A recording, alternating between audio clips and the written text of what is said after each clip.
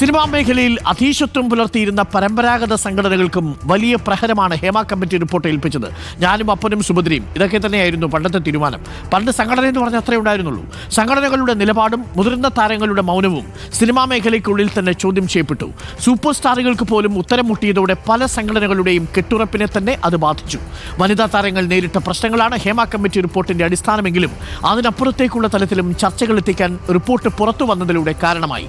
വിവരങ്ങളുമായി അല്ലമീൻ നമുക്കൊപ്പം ചേരുന്നു. അല്ലമീൻ, ഹേമ കമ്മിറ്റി റിപ്പോർട്ടുണ്ടാക്കിയ ചലനങ്ങൾ അവസാനിക്കുന്നില്ല. പല സംഘടനകളും ആടിയുലയുന്നു. ഫെഫ്കയിൽ തന്നെ ഏറ്റവും വലിയ സംഘടനയായ ഫെഫ്കയിൽ തന്നെ ഒരു ബദൽ സംഘടനയെക്കുറിച്ചുള്ള ആലോചനകൾ ഉയരുന്നു. AMMA എക്സിക്യൂട്ടീവ് യോഗം ഉടൻ വിളിക്കാൻ പോകുന്നു. ജനറൽ ബോഡി യോഗം, സ്പെഷ്യൽ ജനറൽ ബോഡി വിളിക്കേണ്ടി വരുന്ന സാഹചര്യം ഉണ്ടാവുന്നു. എക്സിക്യൂട്ടീവ് കമ്മിറ്റി അംഗങ്ങൾക്ക് രാജിവെച്ചൊഴിയാം എന്ന നിലപാടിലേക്ക് എത്തേണ്ടി വരുന്നു. അതായത് ഒരു രാജ്യം ആക്രമിക്കപ്പെടുമ്പോൾ ആ രാജ്യത്ത് നിന്നും പലായനം ചെയ്യുന്ന രാജാവിനെയാണ് നമ്മളിപ്പോൾ കാണുന്നത് സിനിമയുടെ തലപ്പത്ത്. ഈ പ്രതിസന്ധിയിൽ ആകെ ആടിയുലഞ്ഞു നിൽക്കുമ്പോൾ ഈ പരമ്പരാഗത സംഘടനകൾക്ക് എന്ത് മാറ്റമാണ് നമ്മൾ പ്രതീക്ഷിക്കുക? അല്ലമീൻ, അരുൺ, അത് തന്നെയാണ് ഇക്കാര്യത്തിലേറെ പ്രധാനപ്പെട്ട ചോദ്യം. ഹേമ കമ്മിറ്റി റിപ്പോർട്ട് പുറത്തു വന്നാൽ ഒരുപക്ഷെ അത് പല താരങ്ങളുടെയും മുഖം മൂടി അഴിച്ചിടുമെന്നുള്ളതായിരുന്നു പൊതുവെ കരുതിയിരുന്നത്. വനിതാ താരങ്ങൾ നേരിട്ടിരുന്ന പ്രതിസന്ധി, അത്തരത്തിലുള്ള സിനിമ ഇൻഡസ്ട്രി നേരിട്ടിരുന്ന പ്രശ്നങ്ങളിലേക്ക് അത് ഒതുങ്ങും, ഒരുപക്ഷെ ചുരുങ്ങും എന്ന് കരുതിയിരുന്നെങ്കിൽ അവിടെയാണ് ഈ സംഘടനകൾക്ക് തെറ്റുപറ്റിയത്. സംഘടനകളുടെ അടിവേരിറക്കുന്ന തരത്തിലേക്ക് ഈ റിപ്പോർട്ടും അതിനെ തുടർന്നുണ്ടായ നീക്കങ്ങളും മാറി എന്നുള്ളതാണ് അതിലേറെ പ്രധാനം. കഴിഞ്ഞ കുറേ കാലങ്ങളായി ഈ മലയാള സിനിമാ മേഖലയിൽ അധീശത്വം പുലർത്തിയിരുന്ന സംഘടന AMMA, ഫെഫ്ക പോലുള്ള സംഘടനകളുടെ നിലനിൽപ്പ് തന്നെ ഒരുപക്ഷെ ചോദ്യം ചെയ്യുന്ന രീതിയിലേക്ക്, അത് പൂർണ്ണമായും ആ നിലനിൽപ്പ് പ്രതിസന്ധിയിലാകുമെന്നല്ല, പക്ഷെ എന്നാൽ പോലും അവിടെ ഒരു മറുചോദ്യങ്ങളില്ലാതെ മുന്നോട്ട് പോയിരുന്നിടത്താണ് അവിടെ ചോദ്യങ്ങൾ ഉയരുന്നു. അതിനെ തലപ്പത്തിരിക്കുന്ന ആളുകൾ മറുപടി പറയേണ്ടി വരുന്നു. മറുപടി പറയാനാകാതെ വരുമ്പോൾ ഒളിച്ചോടേണ്ട സാഹചര്യം, അങ്ങനെ സമാനതകളില്ലാത്ത സാഹചര്യത്തിലേക്കാണ് ഈ സംഘടനകളെ സംബന്ധിച്ചും ഈ റിപ്പോർട്ട് അതിന്റെ ഉള്ളടക്കമൊക്കെ കൊണ്ടെത്തിച്ചത്.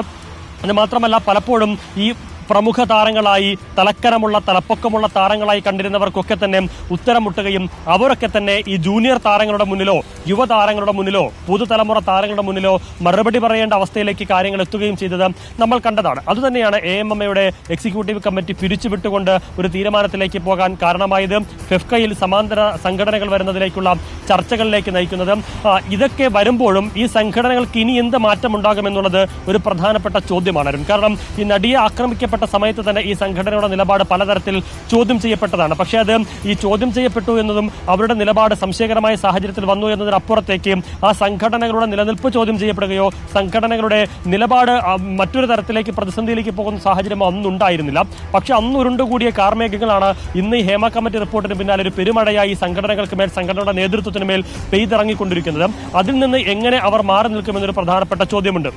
ഈ ബദൽ സംഘടനകൾ വരുമ്പോൾ ആ ബദൽ സംഘടനകൾക്ക് പിന്തുണയുമായി ഈ പരമ്പരാഗത സംഘടനയിൽ നിന്ന് ആരൊക്കെ വരുമെന്നുള്ളതൊരു പ്രധാനപ്പെട്ട ഒരു ചോദ്യം കൂടിയാണ്. ഏതായാലും വിനയൻ ഈ പുതിയ സംഘടന വരുമ്പോൾ പ്രോഗ്രസീവ് ഫിലിം മേക്കേഴ്സ് അസോസിയേഷന്റെ ചർച്ച നടക്കുമ്പോൾ അതിനനുകൂല നിലപാട് സ്വീകരിക്കുന്നു. ഇന്നലെ ടോവിനോ തോമസ് സമൂഹ മാധ്യമത്തിലൂടെ പറഞ്ഞത് വരുന്ന സംഘടന ഒരു പുരോഗമന ചിന്താഗതിയാണെങ്കിൽ അതുമായി സഹകരിക്കുന്നതിൽ തെറ്റില്ല എന്ന് ടോവിനോ തോമസ് പറയുന്നു. സ്വാഭാവികമായും അത്തരത്തിൽ പല ആളുകളും ഈ കൂടുവിട്ട് മറ്റൊരു കൂടാരത്തിലേക്ക് മാറാനുള്ള സാധ്യത തള്ളിക്കളയാനാകില്ല. അങ്ങനെ വന്നാൽ AMMയ്ക്ക് ബദലായി വരാൻ പോകുന്ന സംഘടന, ഫെഫ്കയ്ക്ക് ബദലായി വരാൻ പോകുന്ന സംഘടന, ഈ സംഘടനകളിലേക്ക് വലിയൊരു ഒഴുക്ക് ഈ പരമ്പരാഗത സംഘടനകളിൽ നിന്ന് ഉണ്ടായിക്കഴിഞ്ഞാൽ ഈ സംഘടനകൾ ഒരു മാറി ചിന്തിക്കുമോ, പുതിയ നിലപാട് സ്വീകരിക്കുമോ, നിലനിൽപ്പ് ചോദ്യം ചെയ്യപ്പെടുന്ന തരത്തിലേക്ക് പോകുമോ എന്നുള്ളതൊക്കെ ഏറെ പ്രധാനമാണ്. ഏതായാലും അരുൺ, ഈ റിപ്പോർട്ട്, ഹേമ കമ്മിറ്റി റിപ്പോർട്ട്, അത് മലയാള സിനിമാ മേഖലയിലെ അടിസ്ഥാന സൗകര്യങ്ങളുടെ പ്രശ്നങ്ങൾ പരിഹരിക്കുന്നതിനപ്പുറത്തേക്ക് സംഘടനകളുടെ ഇത്തരത്തിലുള്ള സങ്കുചിത താല്പര്യങ്ങൾ കൂടി പുറം ലോകത്തെത്തിക്കുകയും അതിന്റെ കൂടി ആ സങ്കുചിത താല്പര്യങ്ങളൊക്കെ തുറന്നു കാണിക്കുന്നതിലേക്കും ആ റിപ്പോർട്ട് എത്തി എന്നുള്ളത് ഏറെ പ്രധാനമാണ്. ഇനി അറിയേണ്ടത് അരുൺ, ഈ പറഞ്ഞതുപോലെ പരമ്പരാഗത സംഘടന നിലപാടിൽ എന്ത് മാറ്റം വരുമെന്നുള്ളതാണ്.